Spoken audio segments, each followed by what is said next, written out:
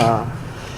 거기 3절에 보시면 15절에 보시면 그리스도의 평강이 너희 마음을 주장하게 하고 감사하라 이렇게 얘기하고, 그 밑에 보시면 부르심, 한 몸으로 부르심을 입었기 때문에 감사하고, 그래서 감사의 조건이 2개 나오고, 그 다음에 16절에 다시 나옵니다. 그리스도의 말씀에 의해서 감사하고, 그리고 하나가 더 있다면 찬양함으로, 말씀을 가지고 있는 자들로 이 말씀에 대한 풍성함 때문에 말씀으로 가르치고 말씀으로 감사하라 이렇게 얘기하고, 4번째, 5번째는 이렇게 얘기합니다. 무엇을 하든지 말에나 일에나 다 주 예수 그리스도의 이름으로 하라. 그러니까 이걸 거꾸로 얘기하면, 여러 번 말씀드렸지만 이 기도원과 감옥의 차이는, 기도원은 감사하는 자가 들어갑니다. 자기가 원해서 들어갑니다.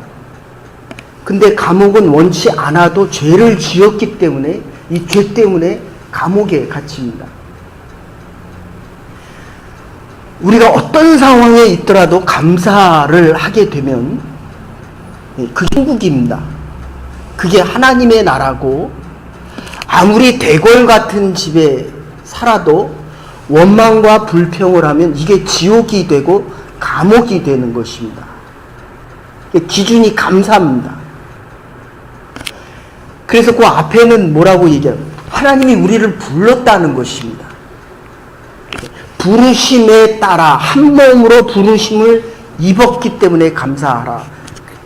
그래서 예수님의 마지막 13장, 요한복음 13장, 14장, 15장, 16장 가면 7장이나 되는 그 부분에서 결국 이게 예수님의 마지막 기도인데, 거기서 강조하는 예수님의 말씀은 뭐냐 하면 14장 6절에 그렇게 이야기합니다.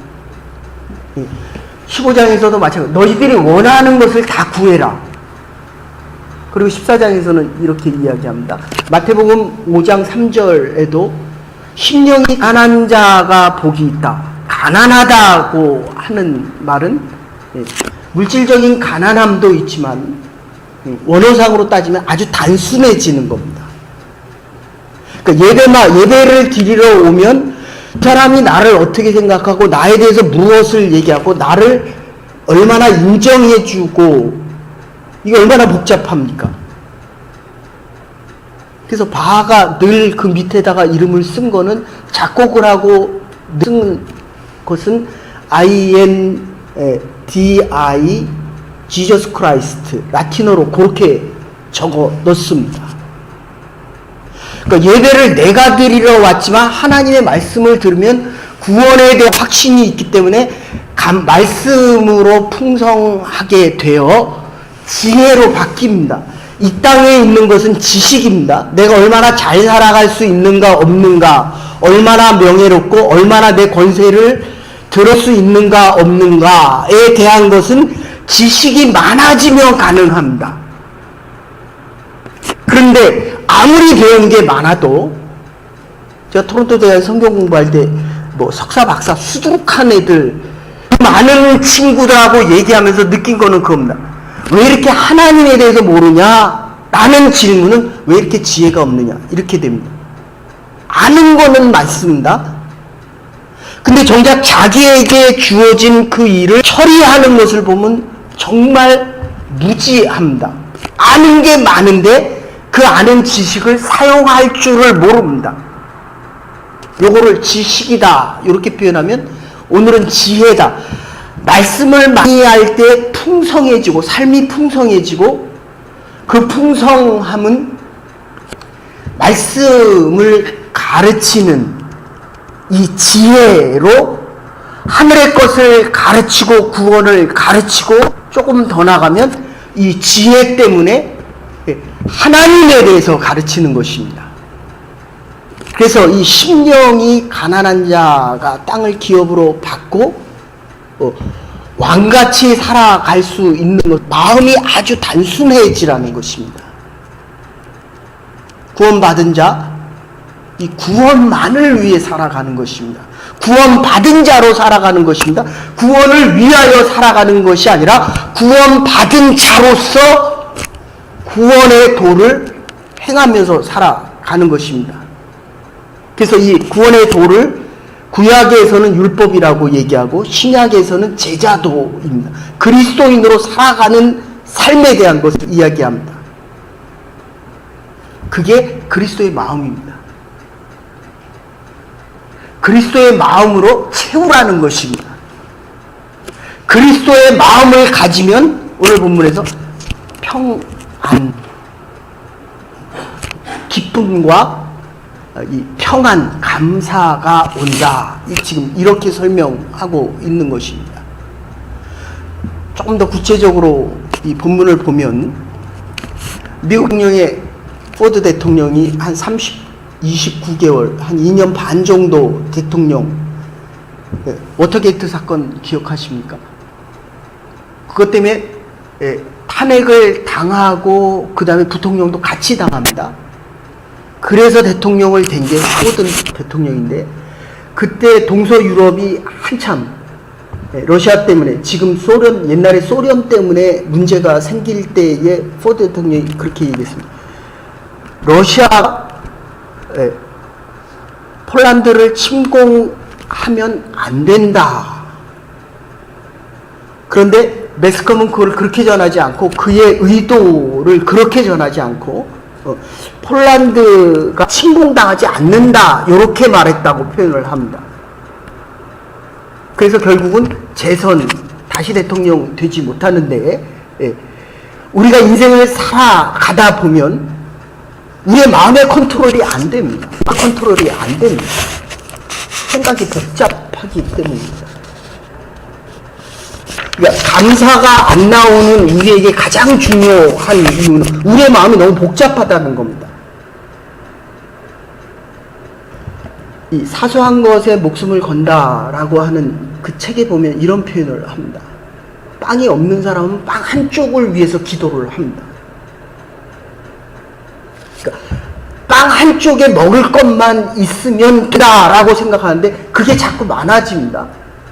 그러면 좋은 빵을 먹고 싶고, 좋은 빵을 먹었더니 집이 있었으면 좋겠다라고 이야기합니다. 근데 집이 생기고 나니까 더 좋은 집을 가지고 싶다. 있는 것에 대한 감사가 아니라 없는 것에 대한 원망과 불평으로 바뀌게 된다는 겁니다. 이게 마음이 복잡해져서 그럽니다.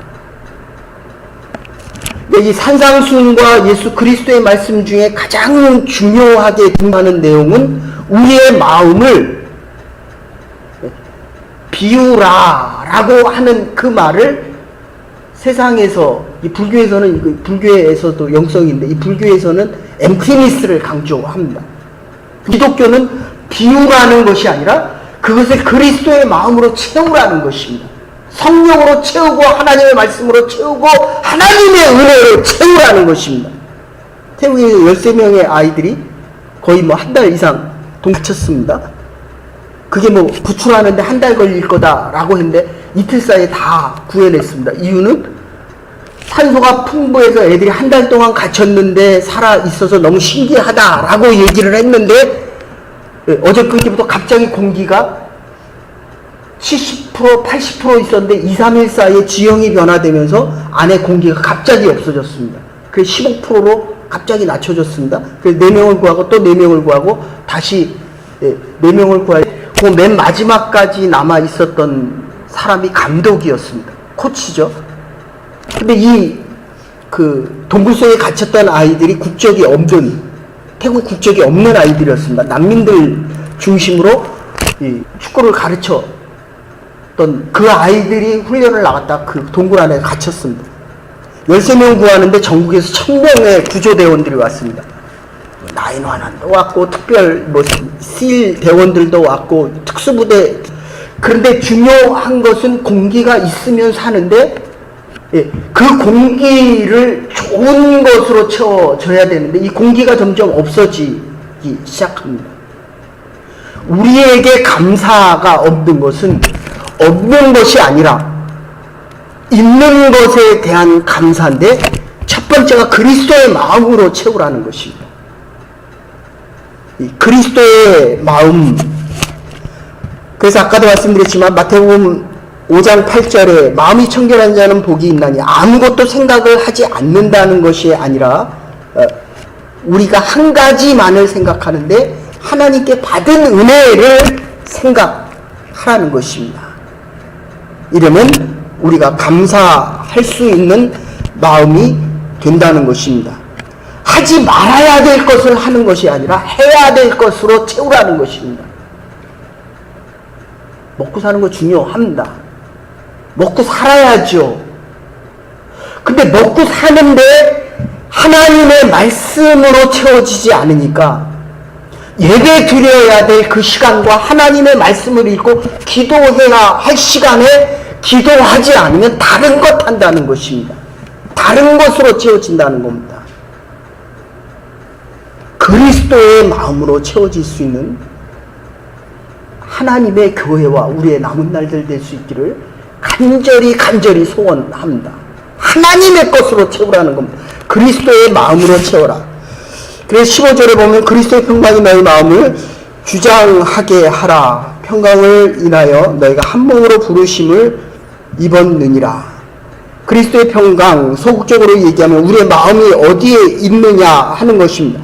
내 욕망도 아니고 내가 바라는 일들을 이루는 것도 아닙니다. 내 가게, 그리고 내 비즈니스, 내가 하고 싶은 일이 아니라 그리스도의 마음으로 채우라는 것입니다. 그래서 그리스도의 마음으로, 그리스도가 우리를 부르셨을 때는, 예수님 12제자 부르실 때도 마찬가지입니다. 베드로야 나를 따르라. 그냥 따르면 돼요. 이게 순종입니다. 순종한 자에게 나오는 그 다음 말이 뭐냐면 이건 제자입니다. 교회에 오면 인도를 여러분들이 하지만 오고 나서 예수님을 영접시키는 건 성령과 하나님의 말씀과 목회자입니다. 그래서 몇 주 전에 나온 친구에게 그리스도의 말씀을 가르쳤더니 예수님을 구주로 영접하겠습니다.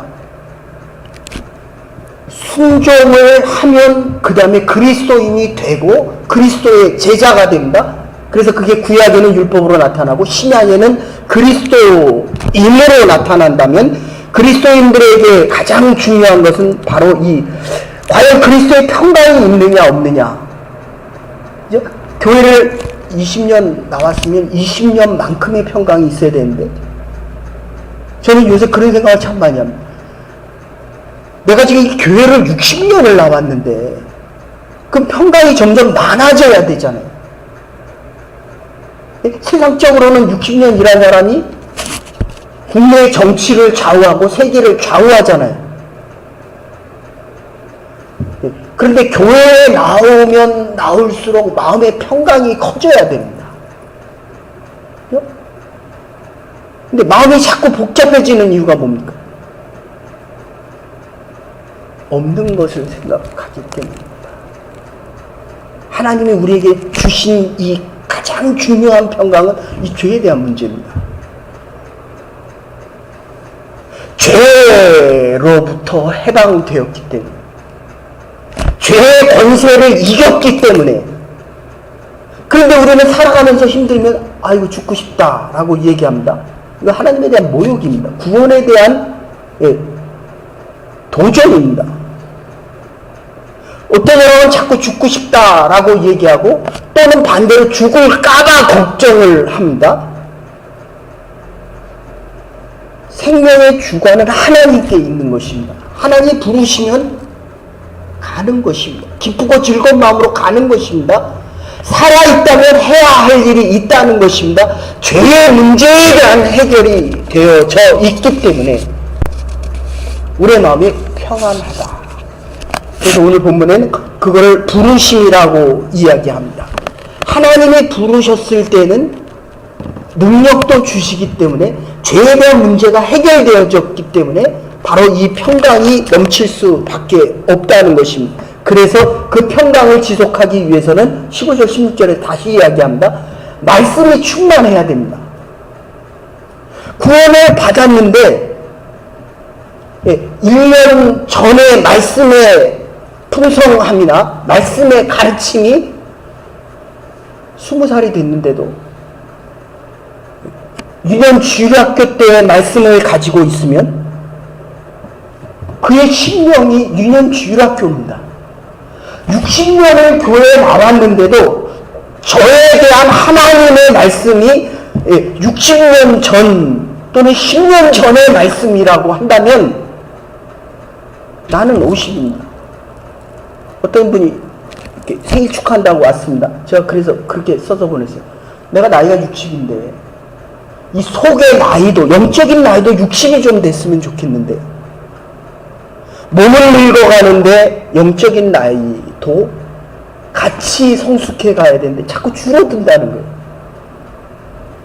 죄에 대한 문제가 해결되어졌다면 이 두 번째에서 얘기하는 말씀의 충만함 때문에 이 말씀으로 가르치고 그리고 이 말씀으로 성숙되어져 가는 그 풍성함이 넘쳐야만 우리에게 감사함을 지속해 갈 수 있게 된다는 것입니다. 요한복음 14장 1절에 그렇게 얘기합니다. 너희는 마음에 근심하지 말라. 하나님을 믿으니 또 나를 믿다. 내가 가서 너희를 위하여 예비하고 와서 너희를 다시 나 있는 곳에 데려가겠노라. 약속하십니다. 그러니까 우리는 미래가 약속되어 있는 거죠. 아무리 고생하고 애를 쓰고 노력하고 힘이 들어도, 그러니까 여러분들 원주민 성경 가서 왜 이렇게 은혜를 받고 옵니까? 그리고 그들이 우리를 왜 그렇게 기다립니까? 주님이 우리를 위하여 예비하신 그곳, 그 하나님의 나라가 있기 때문에 우리의 마음의 평안과 기쁨이 자꾸 커져가기 때문에, 주께서 예비하신 그 부르심 때문에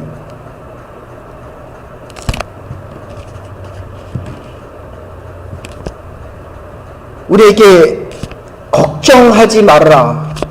너의 영원한 세계는 내가 책임진다 라고 이렇게 말씀하십니다. 그리스도의 평강을 마음속에 품으라. 이것으로 가득 채우라는 것입니다. 그래서 15절에 다시 보면 감사하는 자는 있는 곳이 천국이요 그리고 배우고 가르치게 됩니다. 불평하는 사람은 항상 불평합니다. 이 불평의 끝이 없습니다. 불평하기 때문에 감사함을 잃어버리게 됩니다.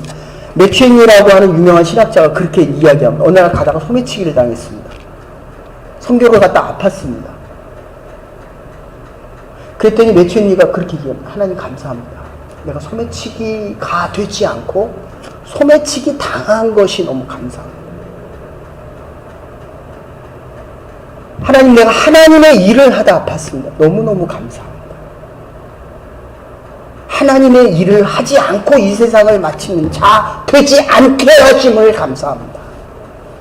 주님 앞에 서는 그날까지 복음 증거자로, 하나님의 은혜 받은 자로 있는 것에 감사하며 살아갈 수 있는 하나님의 백성들이 되기를 간절히 축원합니다. 있는 것 가지고 감사하며 살아가는 것입니다. 그래서 아까 그 데이비스 로우라고 하는 사람이 감옥과 수도원의 차이에서 아까도 말씀드렸지만 감사하면 그 있는 곳이 천당이요 기도원이 되지만, 불평하면 아무리 좀 하나님의 집에 와서도 이 교회에서도 불평하는 마음이 생기고, 내가 이렇게 하나님의 일을 하는데 왜 나에게 이러한 어려움이 오냐라고 이야기를 합니다. 그래서 그 메테르라고 성당에 가면 거기에 이렇게 써 있습니다. Today is the happiest day of all. 오늘이 최고의 날입니다. 저와 여러분들이 건강한 몸으로 믿음을 가지고 하나님의 전에 나와 예배드리는 이 시간이 최고의 날이라는 것입니다. 이거보다 더 감사한 시간이 없다는 것입니다. 그리스도의 말씀이 너희 속에 풍성히 거하여, 요한복음 15장 7절에 내 말이 너희 안에 거하면 무엇이든 원하는 대로 구하라고 이야기합니다. 배우고 가르치고 이것을 감사할 수 있는 자, 그리스도의 복음을 증거하며 감사할 수 있는 자. 그래서 윌리엄 로라고 하는 분이 책에 보면 영어 엄숙한 부름과 엄숙한 소명이라는 책이 있습니다. 그 책에서는 이렇게 이야기합니다. 성자라고 하는 게 도대체 뭐가 성자냐? 목사도 불평하면 이게 목사가 아니라는 거예요. 그리스도인도 불평하면 그 성자가 뭐냐라고 이야기할 때 감사하는 사람이라는 겁니다. 그리고 한마디 더 붙입니다. 감사할 뿐더러 감사하는 마음이 항상 준비되어 있어야 한다는 겁니다. 누가 와서 내 귀싸대기 탁 때렸습니다. 뭐라고 얘기합니까? 눈이 확 올라가는 게 아니라 내가 맞을 수 있어서 감사합니다. 근데 저도 잘 안 되더라고요. 아직도 안 되더라고요. 아직도. 누가 저에게 치료를 하면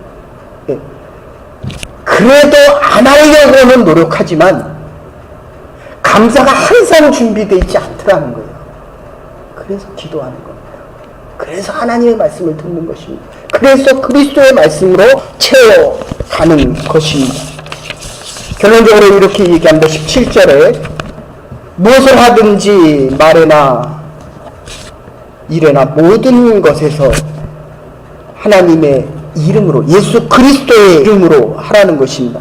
감사하는 사람은 내가 작아지기 때문에 나는 없습니다.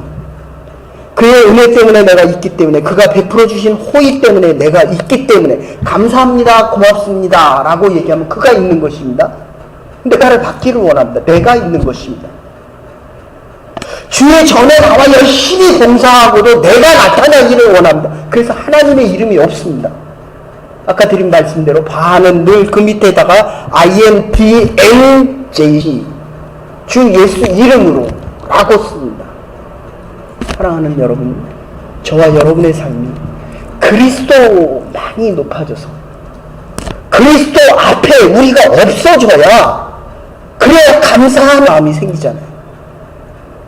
우리가 선을 베푸면 사람들이 나에게 감사하다고 이야기합니다.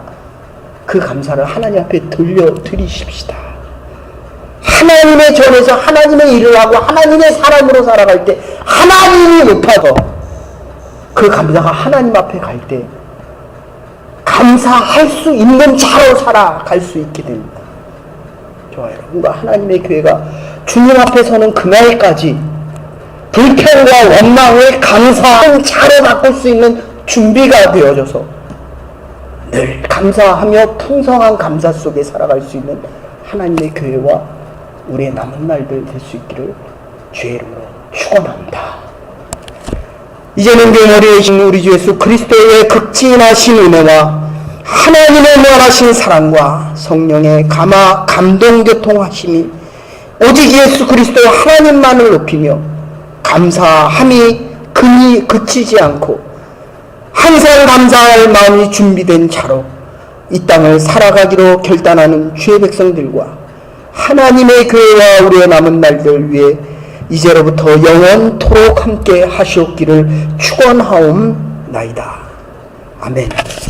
오늘도 감사하며 살아갈 수 있는, 넘치는 감사 속에 살아갈 수 있는 하나님의 사람들 될 수 있기를 바랍니다.